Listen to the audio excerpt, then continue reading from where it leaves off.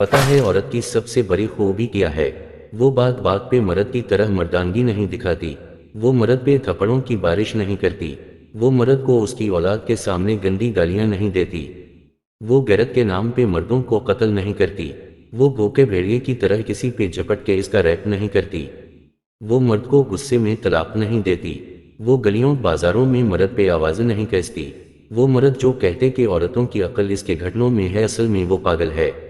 میرا ماننا یہ ہے کہ ہم مرد عورت کا مقابلہ کر ہی نہیں سکتے۔ کہاں عورت اعلیٰ ظرف اور فراغ دل کی مالک، اور کہاں ہم کم ظرف اور تنگ دل مرد۔ عورت ہی وہ ہستی ہے جس کے قدموں تلے جنت رکھ دی گئی۔ بس اسی بات سے ہی تو عورت کی شان کا اندازہ لگا لے مرد۔ جب وہ امید سے ہوتی ہے تو اپنی پسند کی سب چیزیں چھوڑ دیتی ہے اپنی اولاد کے لیے۔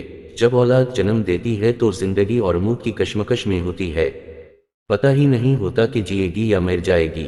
22 ہڈیاں بیک وقت ٹوٹنے کے جتنا درد سہتی ہے ایک بچے کو جنم دیتے وقت، اتنا درد کبھی محسوس بھی کیا ہے تم نے اے مرد؟